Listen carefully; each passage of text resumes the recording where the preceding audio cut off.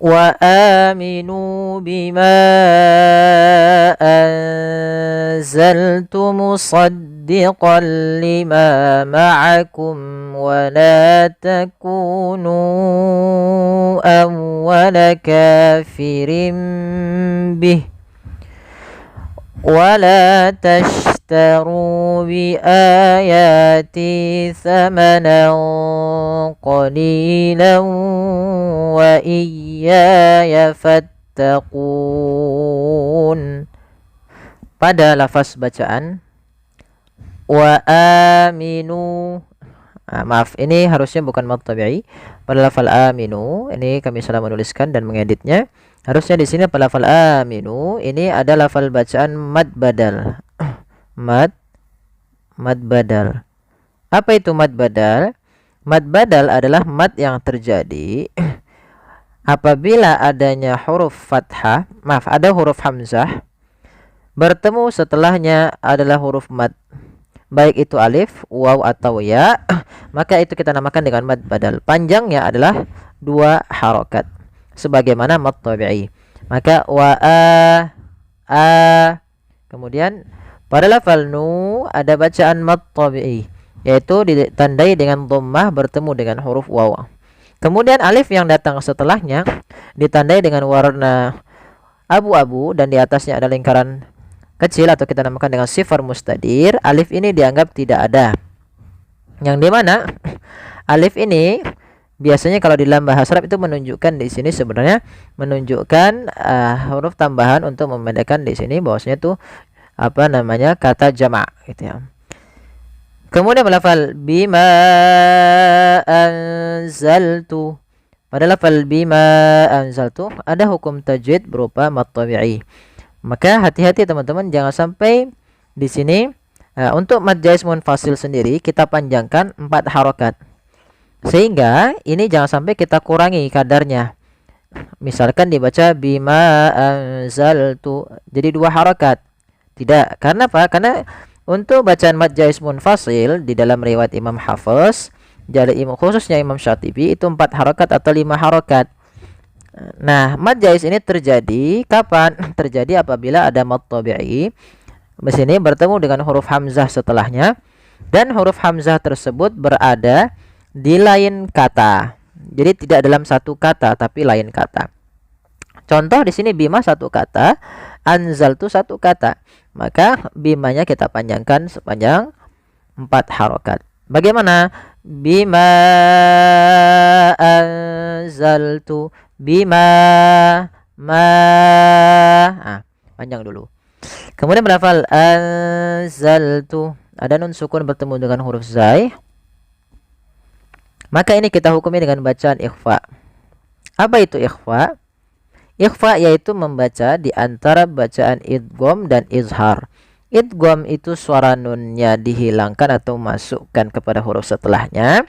Kalau izhar suara nunnya diperjelas. Dan sedangkan ikhfa di antara keduanya, sehingga nunnya samarkan ke zai. Azah. Atau biasa lebih mudah untuk memperingatnya pakai ng atau ang gitu ya. Tapi tidak semua ikhfa dibaca dengan ang. Maka azah, seakan-akan kita langsung menafalkan ke huruf zainya. Azah, anzaltu, bima anzaltu. Kemudian pada lafal musaddiqan lima, pada lafal qal lima, di sini ada fathatain bertemu dengan huruf lam. Awalnya kalau kita baca musaddiqan, karena bertemu dengan huruf lam, tanwinnya masuk ke huruf lam. Suara n-nya dihilangkan menjadi diganti menjadi huruf lam. Maka kenapa dinamakan idgham? Idgham artinya memasukkan. Memasukkan apa? Suara nunnya kepada huruf lam, tapi tidak boleh disertai dengan gunnah. Maka dinamakan dengan idgham bila gunnah, hanya masuk saja. Langkahnya bagaimana? Masukkan ke huruf lam, kemudian dibaca musaddiqan lima, musaddiqan lima. Tidak lagi dibaca musaddiqan lima, tapi langsung masuk musaddiqan lima ma'akum. Lafal lima mad tabi'i, ma'akum wa la takunu. Di sini sebenarnya ada hukum tajwid juga, yaitu adanya mim mati bertemu dengan waw, yaitu izhar syafawi, yang dimana harus dibaca dengan jelas suara mimnya dan tidak boleh ditahan. Wala takunu awwala kafirim bih. Pada lafal la dan ku kedua-duanya kita hukumi mad tabi'i, panjangnya 2 harakat, fathah bertemu alif dan dhamma bertemu waw. Kemudian pada lafal nu awwalaka, ya di sini sama hukumnya dengan lafal bima anzaltu, yaitu adanya mad jaiz munfasil. Maka kita harus memanjangkan nu-nya sepanjang 4 atau 5 harakat. Bagaimana cara membacanya? Wala takunu awwala, dan tidak boleh dikurangi. Misalnya wala takunu awwala jadi 2 harakat atau lebih daripada, misalnya 4 atau 5 harakat. Contoh wala takunu, ini lebih banget. Cukup 4 harakat atau 5 harakat saja. Kemudian awwala kafirim bih. Kemudian pada lafal ka sebenarnya ada mad tabi'i lagi, yaitu fathah bertemu alif. Kemudian lafal kafirim bih. Di sini ada bacaan iqlab. Apa itu iqlab? Iqlab dasarnya adalah aqlaba yuqlibu, membalikkan. Sebenarnya di sini adalah adanya huruf berharokat tanwin pada lafal rin, kafirin. Asalnya kafirin. Ketemu dengan ba. Nah, di sini ditulis dengan mim kecil di sini. Ini menggantikan untuk huruf tanwinnya. Kafirin bihi asalnya. Karena di sini ada tanwin bertemu dengan ba, itu biasanya kita hukumi dengan bacaan iqlab. Iqlab itu mengganti suara nun menjadi suara mim. Maka di sini ditandai dengan huruf mim kecil. Maka ini kita baca kafirin bih. Awalnya kafirin bih, karena dia ganti suara nunnya, kafirim bih diganti dengan huruf mim. Kemudian ketika kita melafalkan ini kafirim bih, itu sebenarnya ada 2 cara baca. Yang pertama dengan itbaq, yang kedua dengan suara furjah. Tapi kita mengambil yang itbaq saja, yaitu bibir kita tertutup dengan rapat. Kafirim bih. Kemudian langkah selanjutnya untuk iqlab, ditahan suara nya sepanjang 2 harakat untuk menyempurnakan gunnahnya, untuk menyempurnakan itu bacaannya. Wala takunu awwala kafirim bih. Kemudian wala tashtaru. Di sini la mad tabi'i. Shin, hati-hati di sini jangan dibaca dengan tastaru, wala tastaru, dia harus shin pakai y. Bagaimana cara melafalkannya? Kita sesuaikan makhraj daripada huruf shin. Makhrajnya adalah tengah lidah kita. Ja, sya, ya itu tengah lidah. Ya, sya, ja, ya. Maka tashtaru dan dialirkan. Shin juga memiliki sifat namanya sifat tafashi, intisyarus saut fil fam, yaitu menyebarnya suara di dalam mulut lebih banyak daripada yang dikeluarkannya. Wala tashtaru bi ayati. Pada lafal ru mad tabi'i lagi, dhamma bertemu waw. Kemudian pada lafal ayati, pada lafal a bi a ada bacaan mad badal, yaitu sebagaimana wa aminu tadi, yaitu ditandai dengan adanya hamzah yang bertemu dengan huruf mad. Di sini ayati adanya fathah bertemu dengan adanya hamzah bertemu dengan huruf mad, yaitu berupa alif. Kemudian lafal yati kedua-duanya mad tabi'i, panjangnya 2 harakat sebagaimana tadi mad tabi'i yang awalnya. Thamanan qalilan wa iyyai. Lafal samana ini hati-hati dalam lafal sa, jangan sampai kita ganti dengan samanang qalila, tapi samanang qa. Kemudian pada lafal qaf ini ikhfa. Ikhfa ditandai dengan fathah ini bertemu dengan huruf qaf, maka samarkan ke huruf qafnya. Samanang qa, ya. Sambil ditahan sebagaimana tadi anzaltu. Ini samarkan ke huruf qafnya. Kemudian qalila, qali mad tabi'i li bertemu dengan ya. Kemudian lawa. Ini ada hukum tajwid berupa idgham bi gunnah. Ini beda dengan idgham bila gunnah pada lafal penahanannya. Kalau idgham bi gunnah yaitu masukkan tanwinnya ke huruf waw, awalnya qalilan, karena ketemu waw masuk ke huruf waw, tanwinnya menjadi qalilau. Jadi ganti w, karena dia huruf waw itu w identiknya. Qalilau. Nah, langkah kedua digunakan, ditahan gunanya. Qalilau wa. Qalilau wa. Ya, qalilau wa iyaya.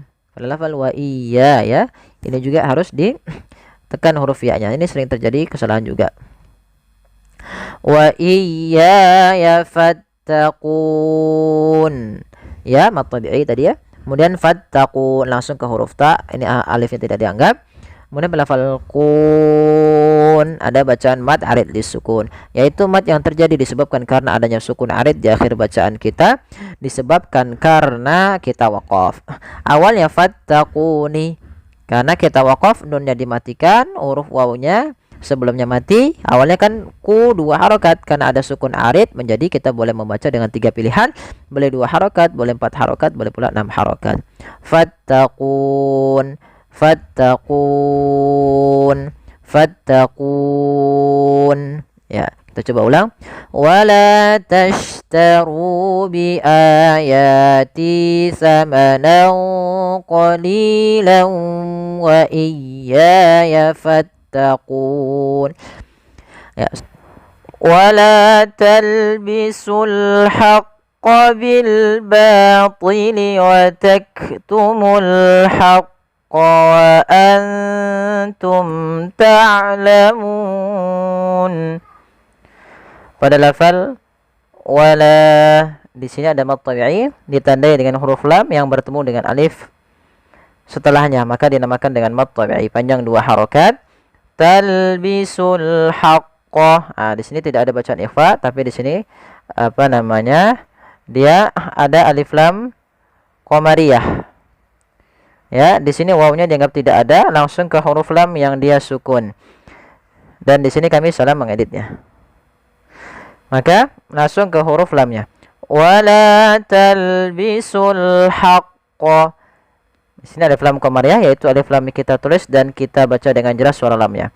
Kemudian di sini al-haqqa.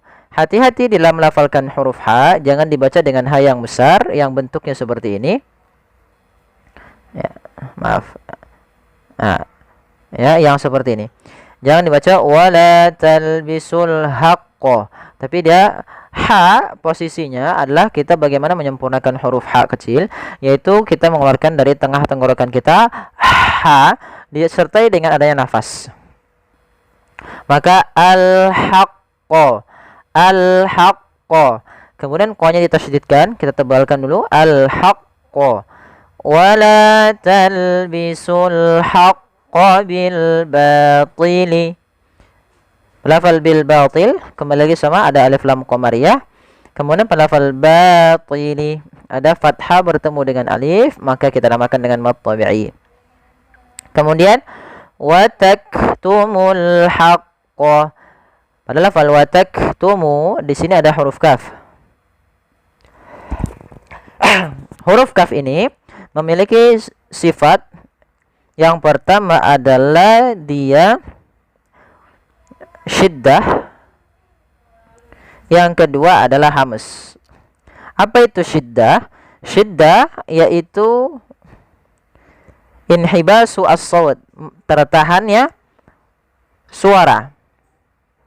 Sedangkan hamas jarayanun nafas, mengalirnya nafas. Sehingga ketika melafalkan huruf kaf, yang perlu kita bunyikan dulu yang syiddahnya, yaitu kita tahan suaranya, baru kita alirkan nafasnya.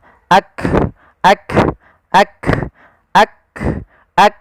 Nah, maka watak, watak, bukan watak, watak bukan juga watak itu enggak, tapi dia watak, watak, ya, watak tumul haqqa. Sama pada lafal al-haqqa ada alif lam qamariyah dan di sini wawunya dianggap tidak ada. Kemudian wa antum ta'lamun. Pada lafal wa antum ada ikhfa, pada lafal nun mati bertemu dengan ta, Ingat, perlu kita ingat kembali, ikhfa itu membaca antara izhar dan idgham. Maka di sini nunnya kita samarkan ke huruf ta langsung, seakan-akan kita melafalkan huruf ta. Anta, antum, antum, bukan antum, bukan juga angtum, tapi antum, antum. Wa antum ta'lamun. Kemudian pada lafal tum, di sini ada mim mati bertemu huruf ta, maka kita hukumi dengan idhar syafawi. Idhar artinya jelas, syafawi berkenaan dengan bibir karena makhraj daripada huruf mim daripada bibir kita. Ta'lamun, ain hati-hati jangan dibaca ta'lamun, ta'lamun. Ini sering terjadi mengganti huruf ain dengan huruf hamzah. Harusnya dia ain dari tengah tenggorokan kita, dan ain punya sifat bainiyah. Di antara syiddah dan rokhawah, tidak dialirkan suaranya dan tidak terlalu ditahan suaranya, tapi di tengah-tengah di antara keduanya. Ta'lamun. Kemudian pada lafal ta'lamun di sini ada bacaan mad arid disukun, yaitu mad yang terjadi di akhir bacaan kita, yang mana sebelum huruf akhirnya yang dimatikan ada huruf mad. Contoh ta'lamuna, awalnya muna, karena waqaf nunnya mati, sebelumnya ada huruf mad. Maka baik itu alif, waw atau ya, maka itu kita tetap dengan mad arid disukun.